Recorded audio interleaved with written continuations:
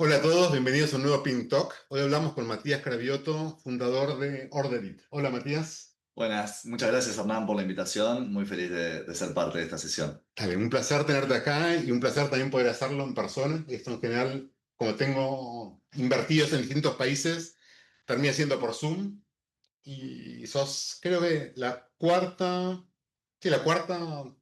mi cuarta oportunidad de tener una charla personal, dos en Perú y esta es la segunda en Uruguay. Contanos un poco, Matías, ¿qué es Orderit? Buenísimo. En Orderit nosotros digitalizamos cómo funcionan las cafeterías escolares, le permitimos a los padres involucrarse en la alimentación de sus hijos y tratamos de que los niños chicos no tengan que llevar efectivo para hacer compras. Y ahora nos estamos metiendo en todo lo que es la parte de educar a través del comportamiento para enseñarles a los niños a comer mejor y a gastar el dinero de una manera más eficiente o que entiendan del valor del dinero.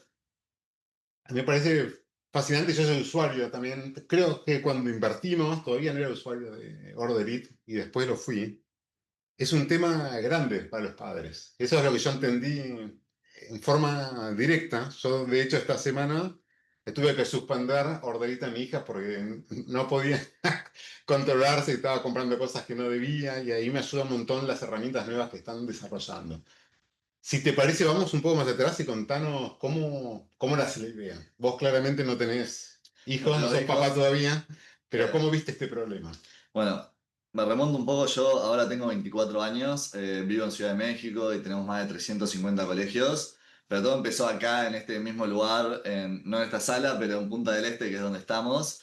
Íbamos a un colegio que se llamaba el IUA, el Instituto Uruguayo Argentino, donde la verdad que veíamos que la cafetería no funcionaba del todo bien. Yo tenía un hermano más chico donde yo todos los días me encargaba de comprarle la comida. Pues mis padres sabían que si le daban dinero en efectivo terminaban cualquier cosa, menos el almuerzo del día.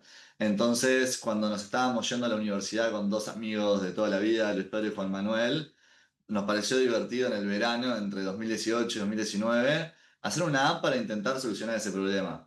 Cuando intentamos empezar a solucionarlo, vimos un montón de otros problemas. No era solo el tema del efectivo en niños pequeños, sino que se llevaban muchas cuentas en papel y lápiz, que estaban muchísimas horas extra las personas de cafetería pasando eso en limpio, persiguiendo a los padres para poder cobrarles. Llega el padre a fin de mes a pagar, ok, ¿cuánto debo? No, 5.000 pesos. Nah, ¿cómo que 5.000 pesos? O sea, si es un niño de 8 años y era la palabra de un niño de 8 años, contra un padre enojado, contra una cafetería que tenía anotado todo en papel y lápiz. Y nada, la verdad que había mucho sobretrabajo y muchos problemas en Payment Collections. Entonces, la verdad que vimos una oportunidad muy grande de un problema que con una plataforma tecnológica podía eficientizarse muchísimo. Y el tema de fondo, creo yo, es también que ese nene, ese niño, estuvo comiendo todo el mes cosas que no debía o que el padre no quería o que el padre no sabía, ¿no? Entonces, está ese balance entre que el chico tal vez pase hambre y no tenga el dinero para comprarse una media luna, o que tenga el dinero y que se compre un helado, ¿no? Nosotros nos encontramos en situaciones de todo tipo, desde padres que es canilla libre, te doy fondos ilimitados, gastá lo que quieras, no reviso, hasta padres que, claro, o sea, las cafeterías escolares, que en general son pequeñas empresas en Latinoamérica, el 90% de las cafeterías en colegios son tercerizadas y son emprendedores más tradicionales, pierden muchas ventas porque padre dice, ok, yo no puedo confiar acá, entonces le corto, le cierro la canilla como hiciste vos, no puede consumir nada, no le cargo saldo, no puede gastar en la cafetería, y eso hace que las cafeterías estén perdiendo ventas, y con nosotros los ayudamos a vender mucho más, porque el padre que puede ver todo lo que come en tiempo real, ponerle restricciones a su hijo, decir, ok, no quiero que gaste más de tanto dinero por día, o no consuma tales alimentos, como confía más, gasta más. Sí, esto es un caso muy tradicional de digitalización de información, ¿no? De transformación digital, como le dicen muchos. Porque lo que los padres más queremos es que el chico pueda comer bien y todos los días en la cafetería de ser posible, porque preparar la comida es un problema. A veces cuando los padres terminamos decidiendo no hacerlos porque los chicos terminan comiendo cosas que no queremos o la cafetería no tiene el menú variado que nosotros pretendemos. Entonces, ahí es donde yo cuando te conocí, bueno, a vos y a tus socios, encontré que había un montón de oportunidades de digitalizar y de eficientizar y de meternos a sumar valor en lo que yo siempre me refiero como el triángulo entre las familias, los colegios y las cantinas. ¿Qué están haciendo más en ese sentido? ¿Cómo lo ves? ¿Qué planes se vienen para 2025, 2026? Ok, te agrego uno más, por ejemplo. Dale. Los padres también no le querían dar dinero en la cafetería o algo, porque los chicos decían, la cafetería demora mucho, y si, claro, vos me das dinero, tengo que comprar ahí, como hay filas enormes y tipo demoran en armarme los alimentos, me pierdo todo el recreo con mis amigos. Entonces, nosotros también vimos eso y trabajamos en una solución donde ya sea desde la casa, ya sea el niño o el padre pueden hacer el prepedido y el niño va y retira y puede disfrutar del recreo con sus amigos. Que eso era también como un cuello de botella muy grande que nos encontramos. Todo ha crecido muy rápido y muy lento a la vez en cierto sentido, porque hasta 2023, Ese muy lento es la ansiedad característica de un exacto. emprendedor agresivo. Porque lento no fue nada esto, No, por ¿no? supuesto, pero hasta 2023 nosotros seguíamos estudiando en la facultad y no Sí, habíamos levantado capital y era más un proyecto para nosotros. Recién en diciembre de 2022, enero de 2023, que tuvimos nuestra primera ronda y Hernán confió en nosotros y tuvimos durante todo 2022 como experiencias muy positivas de emprendedores como exitosos que nos ayudaron. En Uruguay creo que hay algo que hay que mejorar, es un país increíble, pero cuesta mucho soñar, a veces el ecosistema está creciendo muchísimo ahora, pero si no tenés esas influencias, a veces cuesta imaginarte en crear una empresa enorme. Las pudimos tener durante 2022 y nos ayudó a cambiar mucho nuestra mentalidad de chicos de pueblo, porque bueno, Punta del Este ahora es una ciudad muy linda y muy grande, pero era mucho más chica cuando crecimos. Y nada, ahí tuvimos ese cambio de mentalidad que nos permitió de 2023 en adelante pasar de 20 colegios a más de 350. Y un poco los planes que tenemos, o sea, hemos escalado mucho nuestra solución en base a operaciones muy enfocadas en el crecimiento agresivo de colegios, porque una vez que un colegio empieza a trabajar con nosotros es casi imposible que se baje. A nivel de producto hemos ido robusteciendo mucho la solución. Al principio del primer año 2023, muy orientado a que las cafeterías escolares operen mejor, no nos preocupaba tanto la experiencia del padre, porque el que me terminaba comprando la primera solución era la cafetería o el colegio, y queríamos tener todo lo que nos pudiera pedir un colegio, o sea, que no vayamos a vender un colegio en México o en Chile o en Argentina, ah, no tienen este reporte, ah, no tienen control de inventario, entonces tratamos de armar una muy buena solución del lado de la gestión de la cafetería, y recién el año pasado, incorporando algunas nuevas personas al equipo, empezamos a trabajar mucho en mejorar la experiencia de los padres y de los niños, o sea, que puedan poner mejor restricciones, que la UX UI sea muchísimo mejor y trabajar en eso, o sea, en que los padres se involucren más en la alimentación de sus hijos y vean más valor del que estaba viendo. sí, y es un negocio muy difícil de escalar, realmente. Porque lo más sencillo es cuando el usuario es el mismo que paga y es el mismo que decide. Acá lo que sucede es que hay que convencer a esta gente que está a la cafetería, que son los que pagan, en definitiva, de que cambien su forma de trabajo, que se transformen digitalmente, de una manera, en un producto que necesita de la colaboración de los padres y del uso de los niños, que no están incentivados. Entonces, y por supuesto también con el buy-in o el visto bueno del colegio, que no es el mismo que maneja la cafetería generalmente, ¿no? Exacto. Entonces, tiene una complejidad muy grande y a mí me impresiona porque, para poner en perspectiva, 2022 estaban, como decís vos, en un pueblo, Sí, en Maldonado, teníamos 20 colegios apenas entre Uruguay y 3 en Argentina. y ahora ¿en cuántos países estamos? Ahora estamos en 8 países, tenemos más de 350 colegios. Nos concentramos mucho en México. Yo en 2023 apenas Hernán invirtió, me mudé a México con uno de los founders. México tiene más de 200 colegios trabajando con nosotros. Y después, los otros más importantes, después de Uruguay, es Argentina y Chile. Sí. Para mí es un excelente ejemplo de lo que es tracción real, porque conozco cantidad de emprendedores que se van a abrir México y levantan rondas grandes y contratan equipos grandes. Yo recuerdo que te fuiste vos con Juan P. con un presupuesto muy limitado a recorrer México y era bueno. En mi visión como inversor era, confiamos, vamos a ver cómo va, a ver qué pasa, pero nadie esperaba que iban a tener un éxito tan rápido, ¿no? Y cuando eso sucede es porque realmente, y contame vos, tal vez, si haces memoria de ese momento, si Sí, te pasó esto, pero la teoría dice que cuando uno tiene este product market fit tan natural, es que empieza a hablar con los potenciales clientes y te completan las oraciones, que entienden a dónde vas, que agarran el producto en forma inmediata y no hay que explicar mucho. ¿Fue así tu experiencia?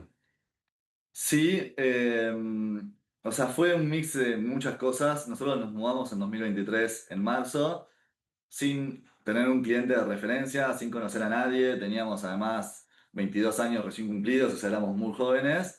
Armamos equipo local, no nos fue bien con el equipo local, nos costó mucho conectar con la cultura mexicana a la hora de armar equipo, porque sí, hay como muchas diferencias culturales que yo nunca había hecho entrevistas en mi vida y las primeras entrevistas que estaba participando era el entrevistador. Y en Uruguay como que me costaba menos detectar algunas red flags que en México. Entonces, el crecimiento del primer año fue muy founder driven. Para Siempre aclararte, ahí hablamos te referís a entrevistas de contratación del equipo. contratación de equipo. Entonces, de verdad puedo hablar con propiedad. No es que contratamos a alguien que hizo todo el primer crecimiento. O sea, los primeros 40, 50 colegios de México los cerramos entre Luis Pedro y yo, o sea, los dos founders. Y nos tomamos, si no me equivoco, un poco más de 180 vuelos en 8 meses entre los dos. Más o menos él 100 y yo 80. Porque salió una reunión en Tijuana y nos tomamos un avión en Tijuana a las 5 de la mañana y visitábamos el colegio. Y tuvimos algo muy bueno, es que no habían grandes competidores o no habían como una solución estándar. Entonces, nosotros despertábamos la necesidad, los hacíamos darse cuenta, nos pasaba eso de que completaban las frases de, sí, la verdad que lo que estoy haciendo en papel y lápiz y WhatsApp me está arruinando la vida. O sea, llego a casa, soy una persona que trabaja en la cantina o cafetería de mi colegio. Y a las 8 de la noche me están escribiendo padres, a las 11 de la noche me están escribiendo padres, a la 1 de la mañana me escribe una madre, no te olvides darle la comida a mi hijo mañana y no tengo vida y esto me va a solucionar todo. ¿Qué pasa? Capaz ahora estamos viendo para el siguiente mercado que va a ser Brasil. En Brasil ya hay competidores, entonces capaz despertamos la necesidad, pero dice, no, voy al que ya está en este mercado hace mucho tiempo. En ese momento nosotros éramos los mejores y creo que la gran razón por la que pudimos crecer tan rápido, que lo hablaba y le contaba ahora al equipo el otro día, es porque nosotros, o sea, nos sentábamos, lo mirábamos a los ojos. Dormíamos en un colchón en el piso en México, volábamos en vuelos muy baratos a horarios muy difíciles, pero estábamos en Tijuana a las 9 de la mañana con una cafetería, con una persona administrada de la cafetería, y era, tipo, le contábamos nuestra historia de vida literal y le decíamos, yo estoy acá porque de verdad creo que esto te va a ayudar. O sea, estábamos muy convencidos que el Sí. producto funcionaba y les iba a servir. Y las cafeterías, o sea, como veían, no sé, el contrato, que no tenía ninguna penalidad si se bajaban, o sea, que yo había gastado todo mi tiempo y mi energía y tipo, si a ellos no les servía, yo no llevaba nada. Veían ese convencimiento en nuestros ojos de, o sea, él cree tanto en esto que bueno, le voy a dar una oportunidad. Ahí hay varias cosas muy importantes, creo yo. Por un lado, que las ventas, incluso en lo que es B2B, termina siendo una venta emocional. Hay que mirar a los ojos a la persona y la persona tiene que creer que vos, Matías, en este caso, sos el que le va a resolver el problema. Y por otro lado, algo que me parece muy inteligente que han hecho es no atarlos en contratos necesariamente anuales del principio y dejar que vayan en el mes a mes. Porque ¿qué pasa? A veces hay startups en el mundo B2B que tienen clientes atados en contratos anuales y miran solo la retención de revenue, no la retención de uso, y después a la hora de renovar, el cliente se da cuenta de que no se está consumiendo el servicio y cancela. Entonces está la ilusión del churn cero durante el periodo y después de golpe mortandad inmediata. Al exponerte en un contrato de mes a mes, vos lo que estás haciendo es forzando ciclos de aprendizaje más rápidos, y cuando el cliente no está conforme con algo y piensa en cancelar, te llama y ahí tienes la oportunidad de mejorar tu producto y retenerlo. Es un poquito más de sufrimiento todos los días, pero a la larga redunda en menor sufrimiento en el largo plazo. 100% creo que eso colabora muchísimo y a nosotros también, o sea, de verdad casi no tenemos churn, creo que hemos perdido 7 colegios en toda la historia de Order It. Sí tenemos churn un poquito, o sea, como la contracara de esto, lo malo, es en contratos que firman y tipo aproximadamente un 5% no termina lanzando. Porque es tan fácil decir que sí voy a empezar porque veo que no me estoy atando a nada, que después les cuesta hacer el onboarding. Pero una vez que lo haces el onboarding y tipo tenés esta necesidad constante de estar aprendiendo y ver cómo van usando la plataforma, nosotros decimos como que mismo te doy 1 o 2 meses gratis si querés, porque yo quiero de acá a 5 o 10 años seguir trabajando juntos. Y hasta ahora lo estamos logrando, o sea, ya casi cumpliendo 3 años de que empezamos de verdad. Nada, seguimos manteniendo a todos los clientes de la primera etapa. Está buenísimo. Me haces acordar, hace tiempo había leído un artículo que hablaba de si buscar emprendedores que conocen bien la industria y tienen experiencia, entonces saben lo que se puede hacer y lo que no, cómo actúa el resto, o emprendedores que tal vez no tienen experiencia en una cierta industria. Entonces, del desconocimiento dicen, vamos y esto se puede cambiar y se puede hacer distinto. En el caso de ustedes, no tienen ni conocimiento en la industria ni mucha experiencia previa, porque eran muy jóvenes cuando empezaron con esto. Y todo esto que vos contás con mucha naturalidad, no es algo usual. No es usual poder entrar en un negocio con tantas piezas móviles como el de Orderit. No es usual tener solo 5% de abandono de firma de un contrato de implementación en lo que es el mundo B2B. Ese número podría ser muchísimo más alto. La verdad que para mí es una historia fantástica. Espero que esto le sea de utilidad a un montón de emprendedores jóvenes porque no tener los años, las canas, no significa que uno no pueda hacerlo. Y creo que gran parte del valor de emprendedor es creer que sí se puede hacer. Tal vez desde la inocencia de no haberlo hecho nunca o desde el coraje desenfrenado, pero creer que se puede es fundamental.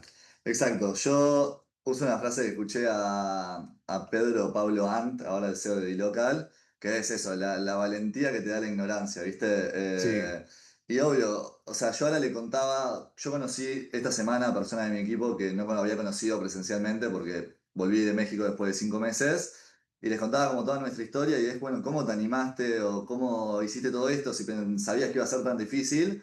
Y la verdad es que no lo sabía, o sea, yo... Creo que he tenido charlas con Hernán, o sea, después de levantar la primera ronda, pasamos de ser 5 personas a ser 15 en un mes, y yo pensé que íbamos a cerrar el año siendo 50 y éramos 11 a final de año, o sea, porque tuvimos que achicar el equipo, ponemos cuenta que sí. precisamos eficientizar cosas, entonces, lo que sí creo que destaca como emprendedores exitosos de otros, y no importa la edad, es como la capacidad de aprendizaje continuo, y Sí. para nosotros fue muy fácil porque no sabíamos nada, entonces tuvimos que aprender todo y nos damos cuenta, tipo, todas las semanas o todos los meses, de cosas que estamos haciendo muy mal y que las podríamos hacer mejor, pero no venimos con como ninguna fórmula secreta o ninguna visión de una empresa que trabajamos de, no, las cosas se hacen así. Entonces, como no tenemos ningún preconcepto súper marcado en nosotros, tipo, nos aceptamos que todo puede estar mal lo que hacemos. Pero la introspección y la crítica es lo importante. Una startup al final del día es una organización como temporaria diseñada para aprender rápido a resolver un problema de forma repetible y escalable. Yo recuerdo Pascal, un co-founder que tuve en San Francisco, con quien nos juntamos al final de cada día, en las primeras etapas, a decir qué aprendimos hoy. Y él era muy insistente con eso. Me decía, Hernán, ¿qué aprendimos hoy? Y a veces era, no sé, fuimos, hablamos con unos clientes, es difícil de estirar y está en esta idea de que uno puede estar aprendiendo todos los días, pero en el extremo uno puede y uno debiera, ¿sí?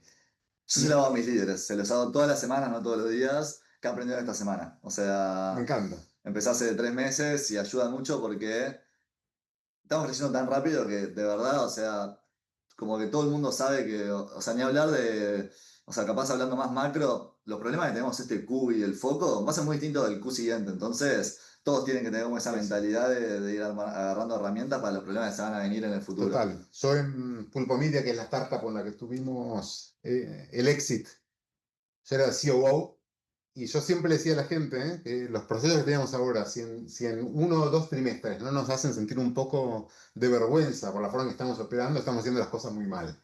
Porque lo que es state of the art hoy en 60 días, 90 días, tiene que quedar un poco viejo, porque podemos usar una herramienta nueva porque nos dimos cuenta que esto era mejor hacerlo de un modo u de otro.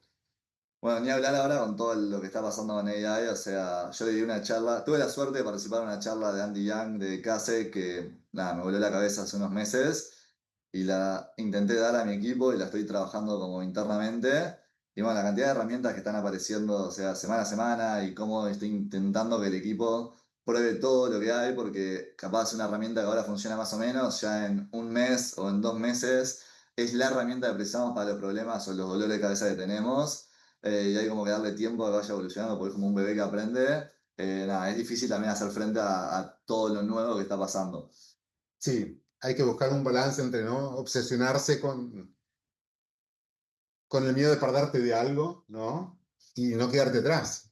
Hace poquito me pasó hablando con un colega de otro VC que yo le contaba las cosas que estaba utilizando y le digo, ¿vos qué usás de IA? Y me dice, no usé nada.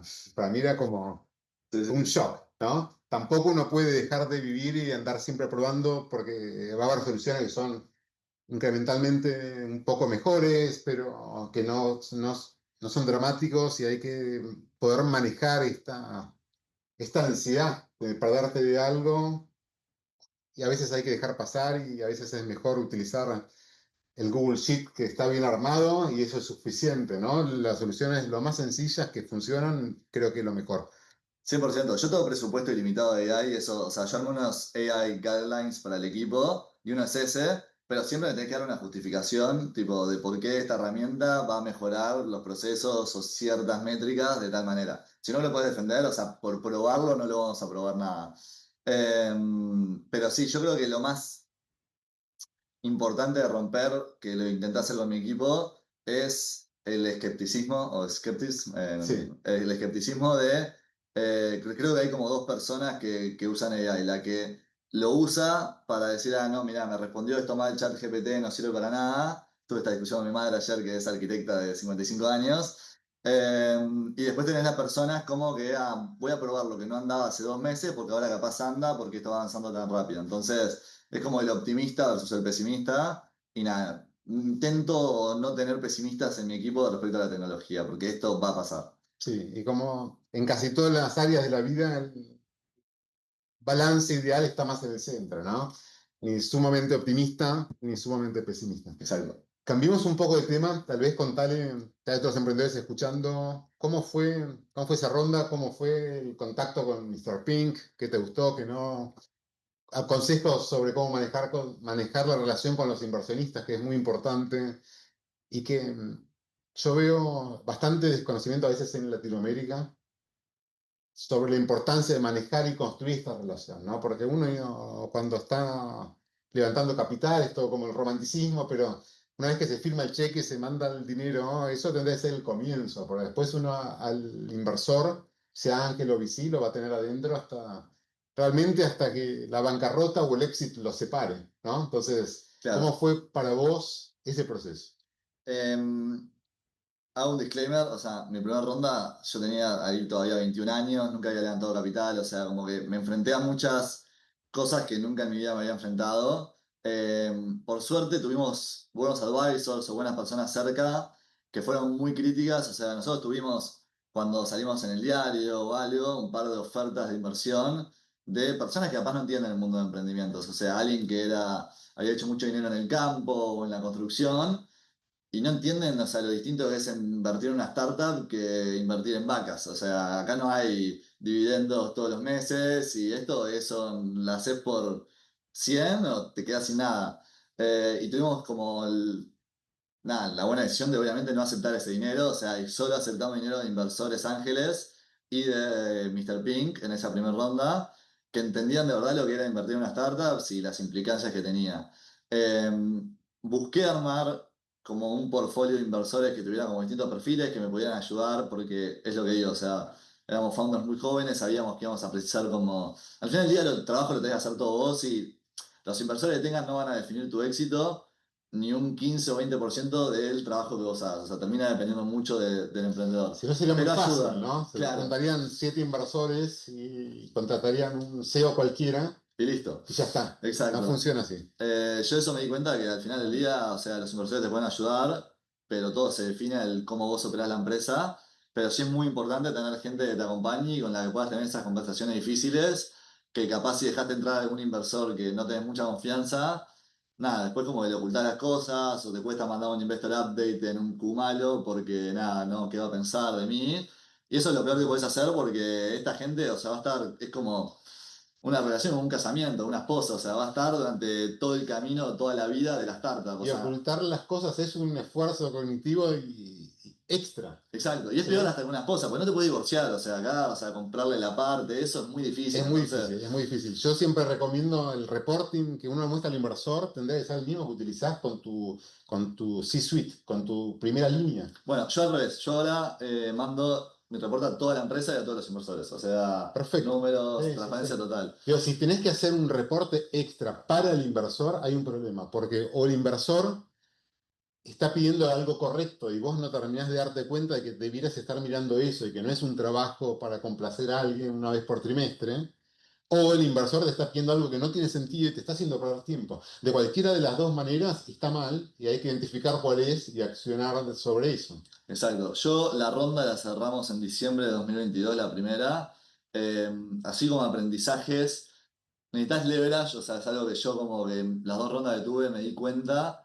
En la primera lo logré por el consejo de una persona que fue, no sé, estás levantando la ronda, son números imaginarios, no son reales, pero a una evaluación de 10 y nadie te está invirtiendo, nadie te está invirtiendo y vos precisás el dinero porque querés ponerte a ejecutar, no puedes hacer fundraising eterno. Bueno, decí que dejá la evaluación a 9 pero tenés que depositar el dinero en las próximas 2 semanas. Y ahí como buscás ponerte en una posición de poder, y ese fue como el caso en nuestra primera ronda.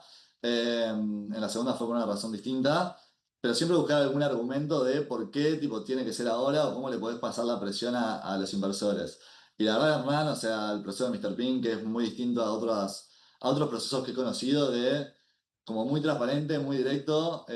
Me encanta la parte de que me piden emprendedores una intro contigo y yo les digo, tipo, de verdad, o sea, mi intro no va a servir mucho porque a ellos les gusta, o sea, obviamente, después capaz armarme Sí. preguntas, referencias, pero son un no warm intro VC y tipo, vos podés escribir ahí, te van a tener la reunión y vas a participar del proceso y no hay un diferencial entre que yo te introduzca o no.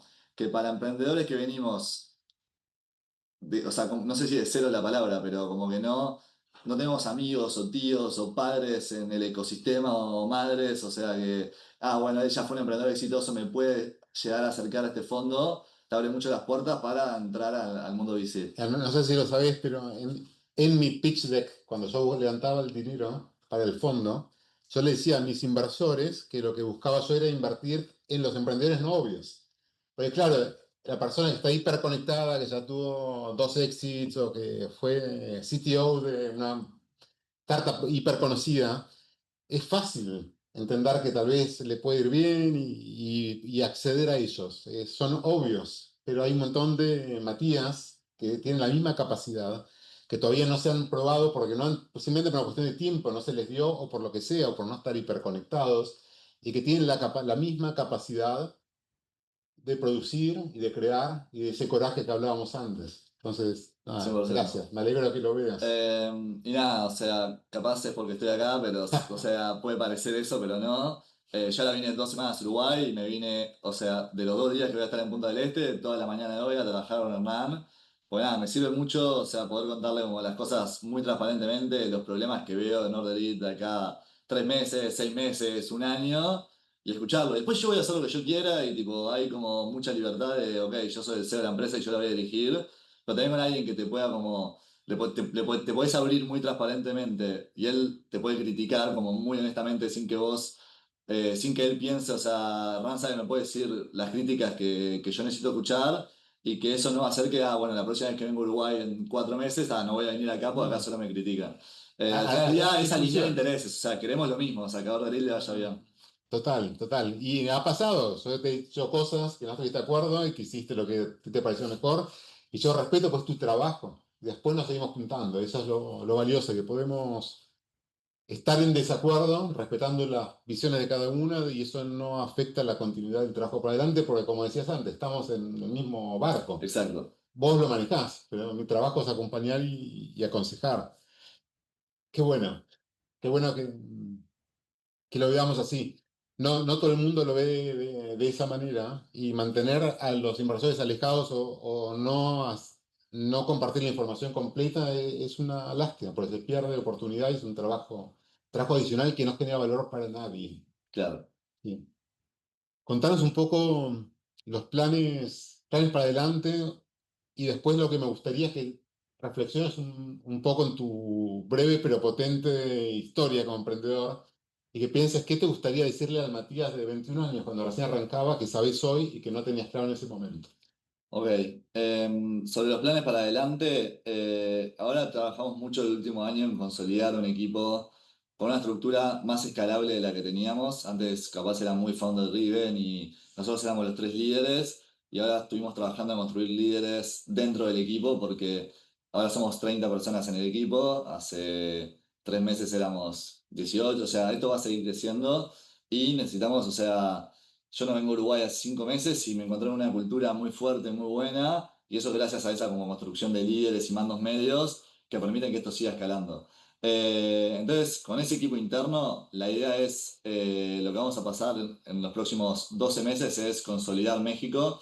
El 70% de nuestras energías y esfuerzos comerciales van a estar en ese mercado, que tiene muchísimo potencial, o sea, no estamos encontrando competencia, ya logramos, no sé si un punto de equilibrio, pero como un punto donde por el ecosistema de colegios, después de tener 200 colegios y logos muy grandes, ya somos como reconocidos como los mejores. O sea, es como que siempre tenemos, ahora estamos en 28 de los 32 estados, entonces siempre podemos ir a un colegio y decir, mira este colegio acá cerquita que nos usa y está contento, llámalo Sí, si sí, ya querés. hay efectos de red que te ayudan un Exacto. montón. Viento de cola, ¿no? Entonces el 70% de la energía va a estar en México. Estamos volviendo a invertir un poco en Argentina, que ya teníamos unos 50 colegios trabajando con nosotros, pero que desde 2022 hasta ahora casi no habíamos invertido por la situación país. Y bueno, está prometiendo un poco cómo se viene reconstruyendo. Y abrimos Chile y ya tenemos más de 20 colegios trabajando y viene creciendo más orgánicamente, pero no le vamos a dar el mismo foco que México. Siguiente mercado que vamos a abrir es Brasil. Hay un desafío enorme porque por más que solo el 10% de los colegios tiene una solución y hay como mucho mercado fértil, sí hay competidores, entonces te puede pasar eso de, vas a un colegio, despertás la necesidad, decís, ah, sí, claro, preciso una solución como estas, ah, pero voy a encontrar al Order Elite brasilero que ya está acá hace 10 años. Y hay diferencias, ¿no? Me contabas el otro día, en el comportamiento del consumidor, pues están mucho más digitalizados desde lo que es transacciones financieras, ¿no? Siempre, o sea, sin duda va a haber que hacer algunas adaptaciones a la plataforma, pero también hace que, ¿por qué esto ya está resuelto en Estados Unidos y por qué el problema es muy profundo en la TAM y en los mercados emergentes, el que estamos resolviendo nosotros, porque ¿cómo se dice la palabra? Exacerbó. Sí, o sea, por los problemas fundacionales que hay de que el sistema financiero son malos, entonces vos haces una transferencia acá y demora 24 horas, entonces claro, le manda un comprobante a la cafetería y ese dinero después no entra porque la cuenta no tenía fondos, y en Brasil que tiene un sistema financiero mucho más sólido, manda un Pix, o sea, hay como una comunicación más fluida entre los padres y los colegios, pero sigue habiendo una oportunidad muy, muy Sí grande. hay una oportunidad porque no soluciona este triángulo que hablábamos antes, ¿no? Yo viví en Estados Unidos cuando estudié y en 2008-2010 estuve en California y se hacían muchos pagos por carta, que a mí me volaba la cabeza, como en Estados Unidos se puede hacer, literalmente vos escribías un cheque y lo metés en un sobre y lo mandás. Entonces, al estar más avanzados, hay una solución que funciona, pero por supuesto eso es lento, no es tan digital, no se puede hacer un montón de cosas. En Brasil tal vez pagan por Pix fácil, pero bueno, ¿cómo le indican que la ensalada del sábado se la hagan sin huevo al nene? Eso sin Orderit no lo puedes hacer. Sin problema, hay como una oportunidad enorme por toda esa relación del triángulo que vos hablabas de padres, niños y colegio. Eh, y nosotros, bueno, vamos a trabajar en abrir ese mercado en los siguientes 12 meses. Y después, bueno, hoy en Norderit, o sea, entramos con un problema como nuestra punta de lanza, que es que las cafeterías no son eficientes y los padres no están involucrados en la alimentación de sus hijos. Y eso nos ha permitido crecer muy rápido. Y va a seguir siendo el foco de Reddit de acá a 3 5 años como el core de los ingresos, del desarrollo de producto, todo va a seguir estando ahí porque hay muchísimo para crecer en la TAM, pero vemos una oportunidad enorme en la parte de educación. ¿Y qué es educación para nosotros? O sea, vemos dos problemas enormes, que es la falta de educación nutricional, o sea, obesidad infantil en México es la más alta del mundo, se están pasando leyes todos los años en distintos países de qué se puede vender y qué no en los colegios.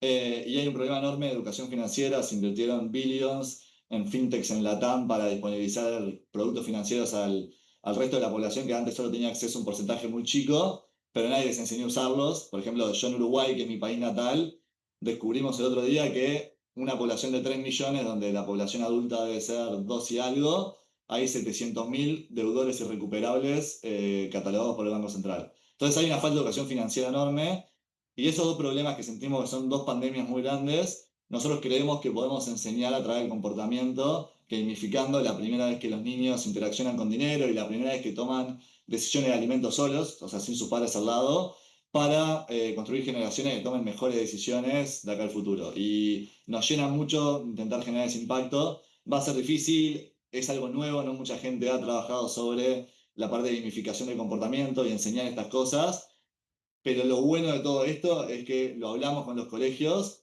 y lo ven, porque dicen, sí, esto es un problema y no sé cómo resolverlo. Si me podés A ayudar, mí esto, yo te contrato. vos sabés que me emociona terriblemente por una de las primeras discusiones era si esto es una EdTech, que es lo que yo siempre vi la parte de EdTech, que me encanta, relacionada con alimentación, o es una FinTech. ¿Sí? Entonces sí, hay dinero, pero realmente creo que la gran oportunidad, lo que está, si te estoy diciendo bien, es en la educación de comportamiento financiero y nutricional, que es donde tenemos un déficit gigante en Latinoamérica. Claro, capaz todo lo que dije suena muy complejo o difícil de abstraer de lo que es, o sea, estaba hablando, pero pongo un ejemplo muy puntual. Hoy el padre le carga $100 a su hijo en Orderbit para que gaste en el mes, y el chico va y compra con una tarjeta o con una pulsera, o sea, sin dinero en efectivo, y lo que nosotros soñamos es que el chico agarre esos $100 y nosotros le enseñamos el valor del dinero con contenido, de que no crecen los árboles, de que hay que gastarlo de manera eficiente, y bueno, logra ahorrar $20. Y aparte el padre le puede poner premios, ok, si no tomás Coca-Cola, si comés 3 frutas por semana y tenés una buena alimentación, te doy $15 más. Y con esos $35 los podés ahorrar para ir al cine con amigos, comprarte una bici, y ahí estamos mezclando las dos partes de los dos problemas que A queremos mí resolver de una manera lúdica. es una visión hermosa. Ok. La verdad, me da escalofríos literalmente y como padre lo quiero usar ya. No, no aguanto a que ese roadmap se termine de materializar y como inversor creo que la oportunidad es realmente infinita. Y está en una posición tan única ahí, con este activo de confianza de las familias y de los colegios y esa posibilidad de articular esta, este aprendizaje que el colegio no da, porque no es parte de la currícula tradicional, a pesar de ser fundamental para el desarrollo de las sociedades. Al final del día, o sea, los colegios también ven que son responsables del desarrollo del niño en todos los sentidos y en estas dos áreas están en el debe. Entonces, nada, yo lo estuve hablando mucho con economistas y gente que sabe mucho de educación financiera y saben que es un desafío, pero me dicen, Mati, vos lo más difícil ya lo tenés, o sea, ya tenés con 2 años de operaciones 140.000 niños usando la plataforma, o sea, no le puedes cerrar mucho, ¿viste? Así que, No, ta. no, es súper emocionante el futuro de Order It. Pasemos a la parte de los consejos. Una Ok. pregunta larga. Em, El otro día di una charla para una universidad acá en Uruguay y tuve que pensar un poco qué consejos o aprendizajes me hubiera gustado dejar.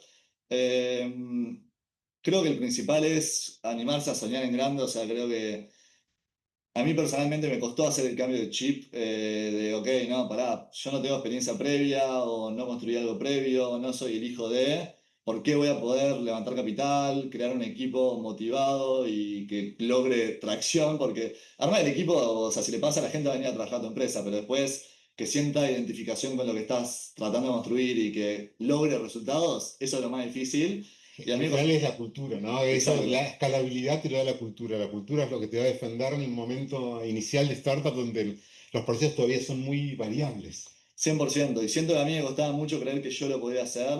Y nada, me agarraban un par de personas, o me agarraron en su momento, que yo les contaba lo que soñaba y me decían, pero Mati, o sea, me lo estás contando de una manera muy humilde, de una manera que ni vos te lo crees. Y me pasó de conocer a argentinos o yanquis que tienen esto mucho más instaurado adentro suyo. Y yo los escuchaba hablar y capaz parecía que tenían la mejor empresa del mundo y hacían algo parecido a nosotros y después nos poníamos como número a número y lo que estamos, o el producto nuestro era mejor o teníamos mucho más tracción. Y Total. es cómo contás, o sea, lo que querés lograr y cómo vos crees en vos mismo. Y eso es el principal consejo que me gustaría como que aprendan a soñar en grande y a no ponerse... el uruguayo, hay algunos emprendedores que tienen muy limitado el sentido de lo posible y que eso intentan romperlo. O sea, es difícil, pero es como la principal barrera de entrada para hacer grandes cosas para mí. Espectacular, espectacular. Y practicar la comunicación asertiva. Yo cuando hice el MBA fue lo primero que me impresionó, la capacidad de asertividad que tienen, porque claro, en Estados Unidos tienen public speaking en high school. Claro. Ellos los entrenan desde chiquitos a pararse delante de la gente y hablar con firmeza, ¿no? Cómo mover las manos. Y vi exactamente lo mismo que contás vos.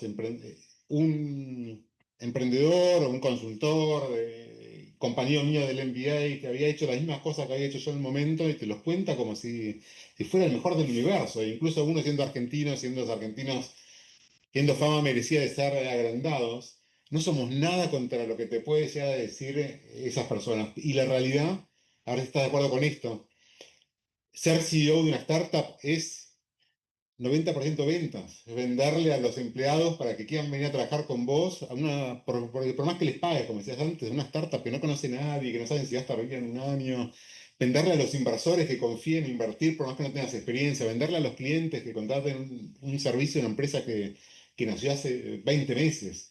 100%, o sea, coincido totalmente, que es un poco lo que hablamos de cómo mantener, o sea, esa comunicación y esos canales con todas las personas, inversores, equipos, clientes, y que vean en tus ojos, o sea, que nadie cree más en esto que vos, porque si ven eso, cada vez más fácil sumarse como cliente, como inversor, como empleado a un lugar donde ves que la persona que está en el capitán, que está dirigiendo el barco, está verdaderamente muy convencida de que esto es algo que puede ser enorme y que esto va a salir. Porque si mirás como objetivamente y bueno, estadísticamente o los números, y bueno, lo más probable es que no te vaya bien, siendo una startup en general, sin hablar en nuestro caso de otros. Pero tienen que ver ese convencimiento para animarse a dar el salto. Buenísimo, buenísimo. Bueno, te agradezco un montón, un placer tenerte acá Muchas de gracias, vuelta y Hernán. ahora a trabajar. Está bueno porque hicimos como la primera parte del update acá, en el Exacto. podcast. Un saludo a todos, muchas gracias por ser parte. Hasta luego.